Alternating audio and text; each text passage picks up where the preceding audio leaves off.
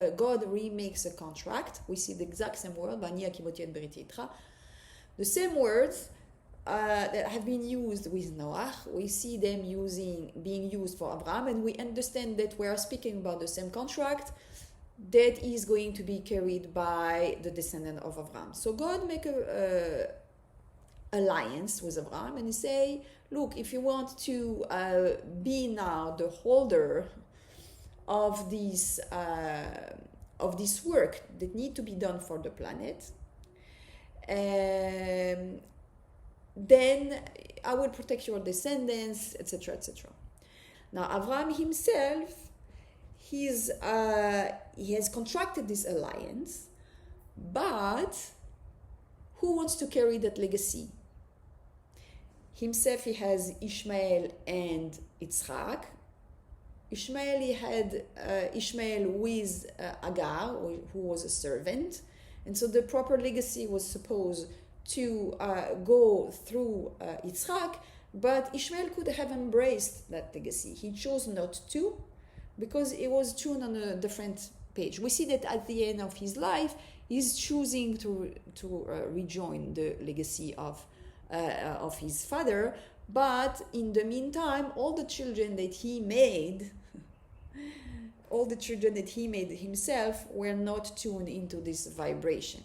The children of Ishmael, they were on the side of Hagar, which is Hagar, by the way, she's Egyptian princess. She was an Egyptian princess that decided to join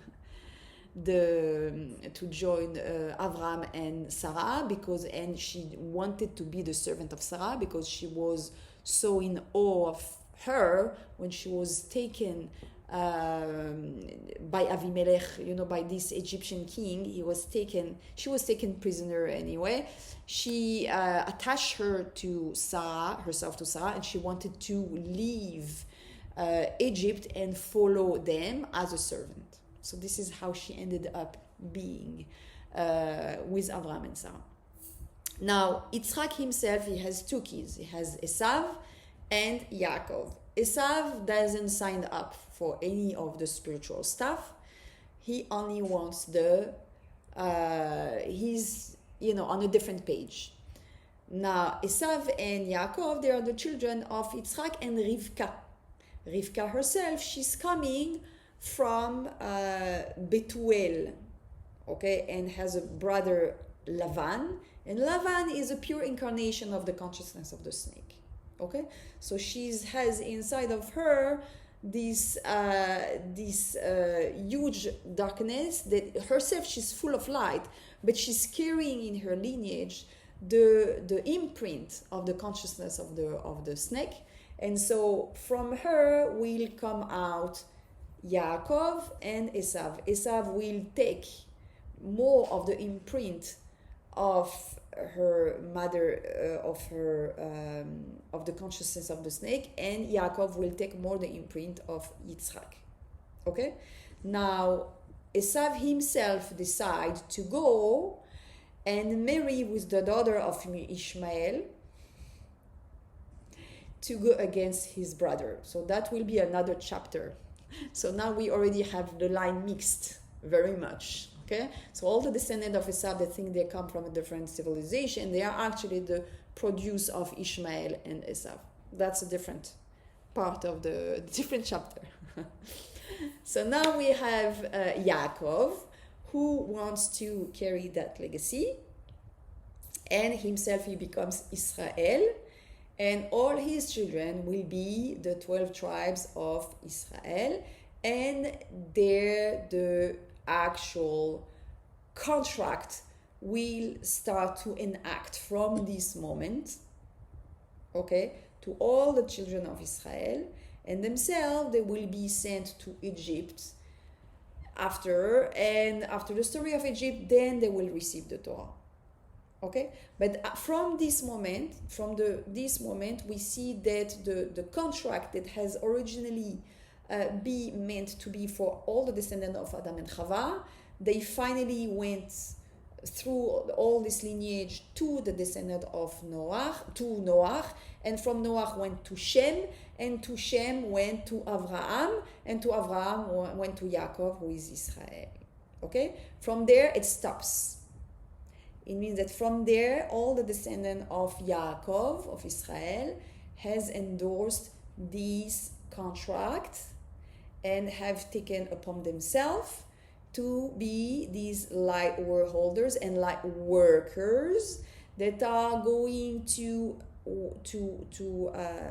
host within themselves the divine presence on earth through the connection with Yud He Vav He, which is beyond nature, which is a manifestation of God that is beyond nature. Okay, are we good until now? That's already a lot of information. Okay, if you have questions, this is the moment to ask.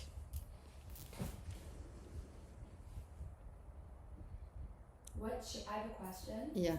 What changed in Yaakov that everyone became light workers from that point on, from Israel? What happened with the name, if it's the name change, or what changed basically at that point? So it's actually a very good question, because we see that from the side of Yaakov himself, there was a necessity to refine the line. So Abraham and Sarah, they were coming with imprints, because their parents, they were idol worshippers. They had 2 children, okay? Ishmael himself had a huge potential and still has a huge potential, okay? But he chose to embody more the part that was more difficult to transmute, okay? The part that was lighter went to Yitzhak. Yitzhak himself had Esav and Yaakov. The child that is actually taking the dark side, okay, that embody more the dark side, is not actually the bad child. It's actually the child that has the more potential. Because we give to the child that has a more potential the ability to transmute more the darkness. So yes, Esav actually held more part of darkness, but he also actually had more potential to transmute the darkness. He was actually stronger. Does he still have it? He still has it. He still has it. And so he had actually more potential than Yaakov. But he did not choose to tap into this potential. He can still decide to do it. Okay? And what he did instead is that he went to marry the daughter of Ishmael to go against Yaakov. So he made a choice here. But in the first place, when we speak about refining of the line, we are not speaking about separating the garbage from the light. This is not exactly what we are speaking about.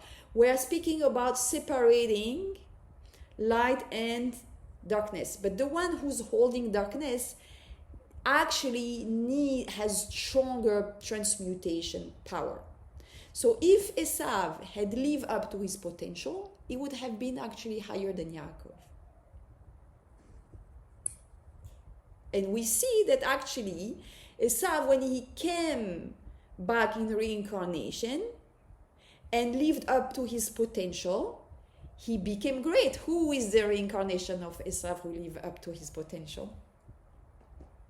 David HaMelech. What? That's why he was red. He was gingy. He was red hair like Esav. Who? What? The King David. What? Okay. David HaMelech is the Sav.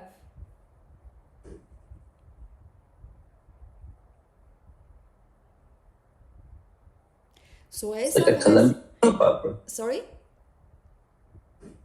Esav has a lot of power. Now the consciousness of Esav, because of all the children he made before David HaMelech, Esav made children. These children, they were tuned into the level of consciousness that he had through his life, which was not to tap into his fullest potential, and which was to go and marry Ishmael, to go against his brother, etc., etc. And with all the wounds that he had, all the imprints that he had, that he can still transmute today. The children of Esav need to transmute these imprints today. And the moment they will do it, they will be super powerful. Super powerful in channeling the divine light on earth in a proper way, not in a distorted way. Which has during the course of history has manifested as creating a religion that were more dogmas than really allowing the divine presence on earth. It was more like to bring coercion into the population and control population rather than really channeling the divine light on earth. So it's like there's a nation that has more potential of light than Israel, than Israel. Yes. Now, the potential is nothing if you don't live up to it, if you don't use it. What did Sarah say? Sarah said that actually they were originally, all the nations that came from Esav, they had more potential than Yaakov, than Israel, yes. The thing is that they did not live up to their potential. But today they can. And today they can. They'll overcome Israel. No problem. The best win. The goal is to channel divine light on earth and to allow the presence of the divine on earth. Who cares who's carrying this? The most important. How does that work with the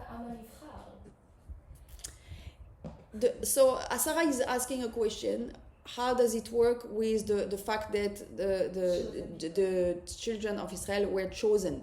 They were only chosen back then because Yaakov chose to live up to his potential, okay?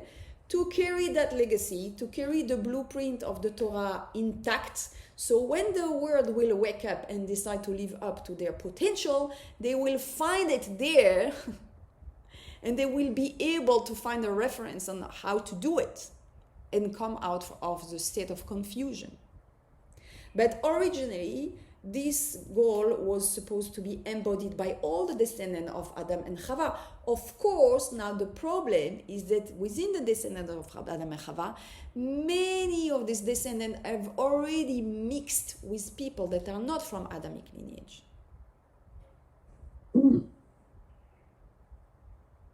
And so therefore, we don't know today who is who. You understand? So we know, for example, the Brahman in India, they made a point to never marry out of their castes. And we know that they are from Adamic lineage. But today, not a lot of people as a nation are able to know that. So the Jewish nation, we know that as a nation, they are supposed to be descendants of Adamic lineage and they are not supposed to intermarry. Okay, but even within the Jewish people, today there have been so much confusion in intermarriage and everything that today people who say they are Jewish, we don't know if they are Jewish or not. You know? But originally, the reason why they were targeted, during the course of history, the Jewish people were targeted only because there were these coming from this lineage of light holders and light workers. But you didn't explain how come if Yaakov lived up to his potential, how come all the nations coming out of him are become like Israel are become light workers basically. So now we have another question. Sarah is asking, now okay, Yaakov lived up to his potential, okay, because he already now 3 generations, Abraham, Yitzchak, and Yaakov, he's a descendant of 3 generations that choose to live up to their potential. But now he's marrying who? He's marrying Rachel and Leah, who are the Imaot, who are the mothers of the 12 tribes. Okay? Now, the thing is that Rachel and Leah themselves, they are a huge source of light, but they are the daughters of Lavan, who is the consciousness of the snake, the personification of the consciousness of the snake. Okay? Now, this is why when we read the Haggadah of Pesach, we speak about Lavan that was worse than everything. And Lavan, Ratza la'akor et hakol. He wanted to uproot the divine project from its roots completely. Well, how did he do that? He knew he couldn't prevent Yaakov to marry Rachel. But what he did, introduced confusion. This is what the consciousness of the snake is doing always, is to introduce confusion within the project. You want to do your project? Great, do it. I will just add my little grain of salt. And what was the confusion? Is that he gave Leah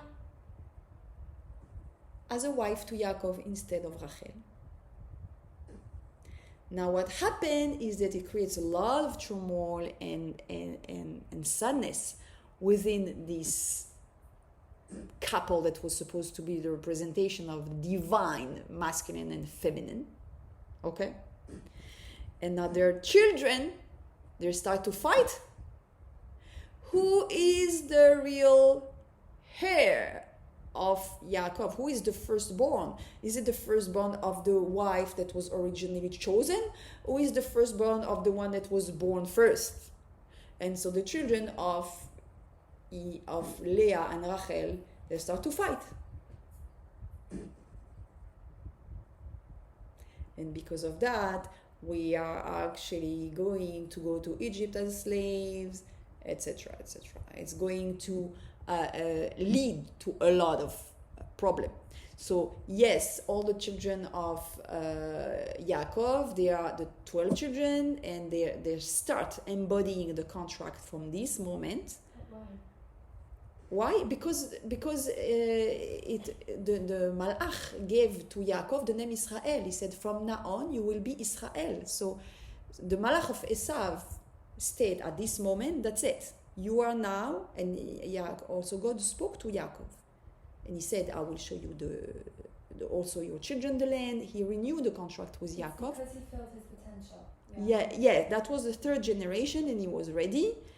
And so we see, we can look into the text exactly when God actually speak to Yaakov. He saw him the letter, and he explained him what will happen in the generation, and then he give him his part of contract. And we see that when Yaakov blesses his children, he's blessing them with exactly the role that they will fulfill when they will come to the land of Israel. And so they embody the contract fully from this moment, but we see that there was a confusion that has been intruded at this moment because of the plan of Lavan and the kind of fight that is happening between the children of Leah and the children of Rachel is going to be a huge concern. Yes.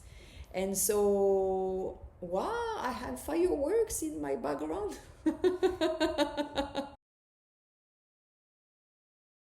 We can add the fact that, the children of Israel had to go through Egypt to refine themselves. Everything that humanity is going through in general can be observed within this period that they spent in Egypt. And the fact that they went through this and they were able to come out from this enslavement system was going to be used as a blueprint for humanity for later on. And so now they're ready to be born as a Jewish nation and ready to embody this purpose, which was to be light holder and light worker through the commandments that were going to be given as in the Torah. Are you saying that we're basically entering Egypt and our role is to be light workers, to learn from the exile of Egypt from the time of Moses, to learn how to do that in this era?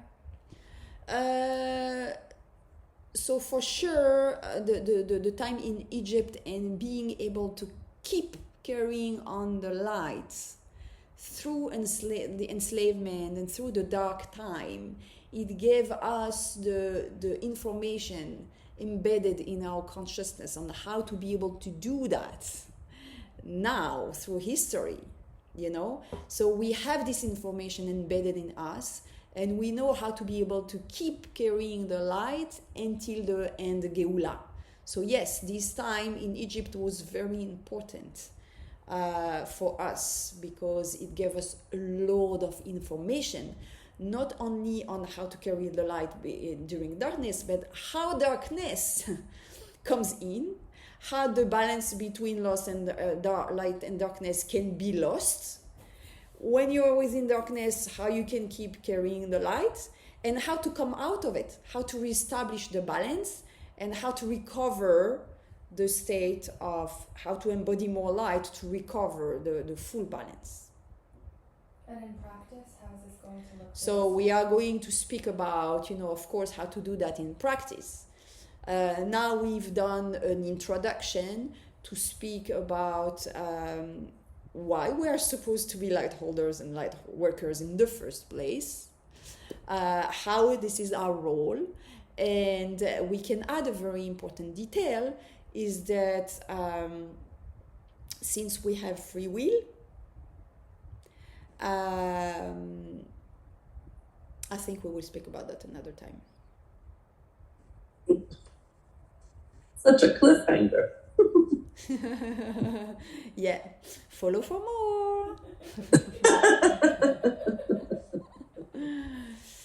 Any question? It reminds me of something that I read in my book about the mikveh. So going back to the moment of Adam and Chava, it says here the meta root of death is that they are living in paradise according to the tree of life reality in a state of total oneness with Hashem, with themselves and with the world around them. There is no shame and no sense of separation.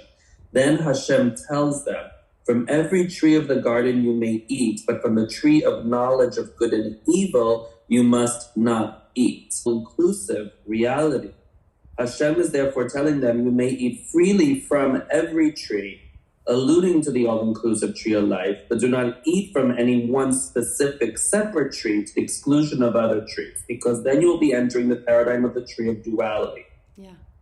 You may eat everything, just not something, meaning that if you eat from every tree equally and do not make any exclusive distinctions, all will feel and taste the same. Even the non-fruit parts of the tree will taste like fruit. This is the tree of life paradigm, the way Adam and Chava and all of us lived in the Garden of Eden at the inception of creation. But what happened instead was she took from its fruit. As the text indicates, they ate specifically mipiro, from its fruit. The letter mem in the beginning of the word means from, suggesting a separation. In other words, they judged and distinguished the fruit from other fruits and separated the fruit from the tree, and thus entered the world of duality and separation.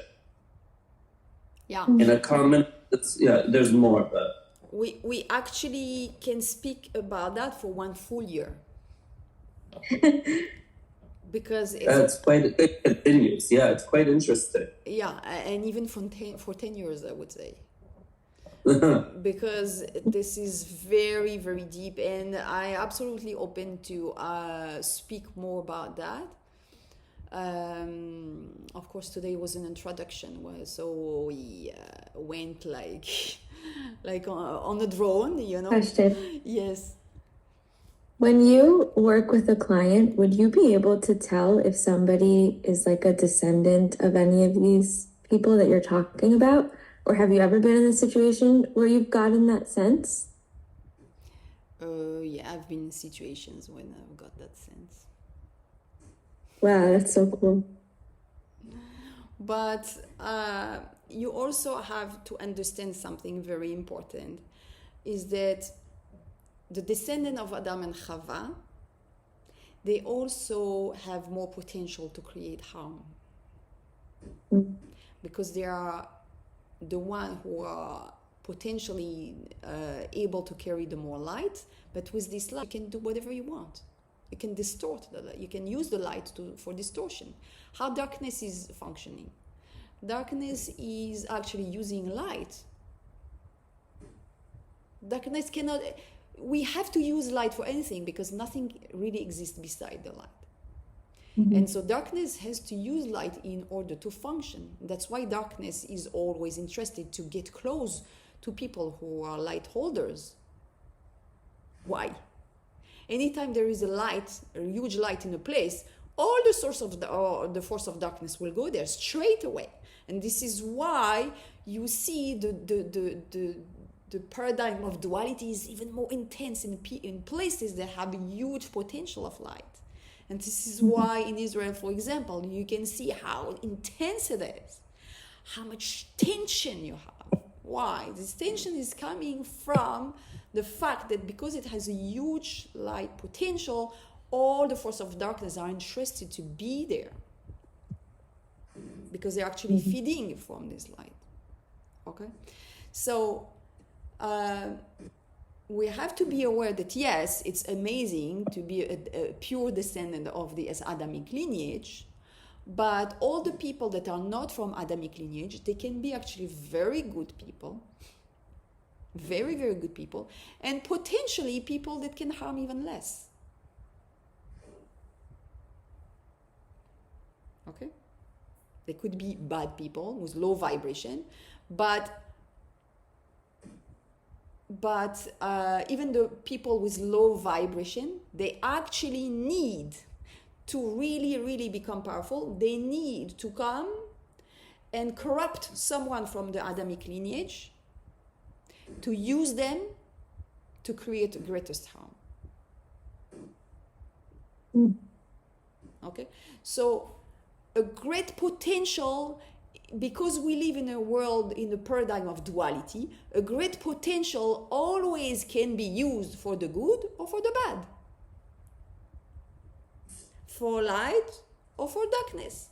So a potential is just a potential. Look at Esav. He had huge potential. He decided to use it for whatever he decided to use it, and it created harm. Okay, and we say that at the end of his life, by the way, Esav did tshuva. He came back. But same, it was at the end of his life. So in the meantime, everything that he created in between, had consequences. But himself, he came back. So for sure, his descendant will also come back. But what I want to say by this is that it's very important to not make assumptions that just because someone is a descendant of pure lineage of Adam and Chava is necessarily better than someone who is not. Because it's all about how you using your potential. You understand? So we have a lot of work. Yes. A lot of work, I agree. So I'm very happy to start today because today is Rosh Chodesh Adar. And it's a very auspicious day for the Jewish people, but also for all the people who choose to embody light in their life and make space for divine light in the world. And it's very important for me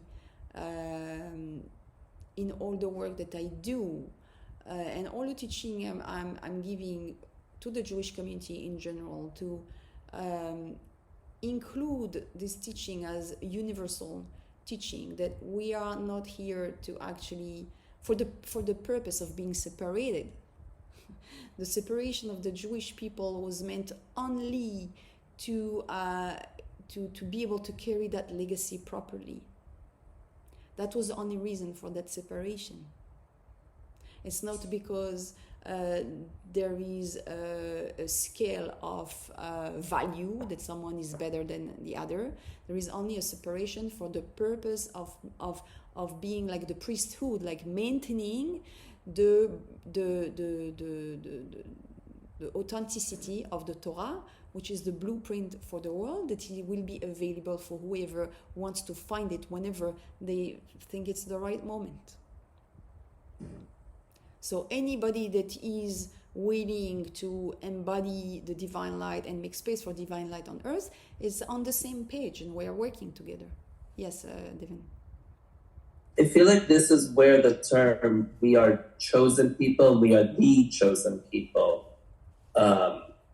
just that slight shift of the word "the" is sort of is really what can make us or has outwardly become this othering, where it's not that we're the only chosen people. We are chosen and to be Jewish and to do this work. We are chosen for a purpose. That's all. Correct. But Yeah, everybody it's is not chosen that. for a purpose. Hierarchy. Esav is chosen for a Correct. purpose. Ishmael is chosen for a purpose. All the children of Noah, they were chosen for a purpose. They all had a different function. And they had to be working together to create Mashiach. Mashiach was not supposed to come just from the descendant of Abraham originally. Was supposed to be a collaboration between all the children of Adam and Chava, and it's still supposed to be like this. Until today, it's still supposed to be like this. Nothing will happen by working separately, everyone on our sides. Even when Mashiach will come, let's say, within the Jewish nation, it still will be a collaboration with all the nation, because we cannot operate a huge shift on a planetary level just by working separately on our side. There is a need for collaboration. This is inevitable.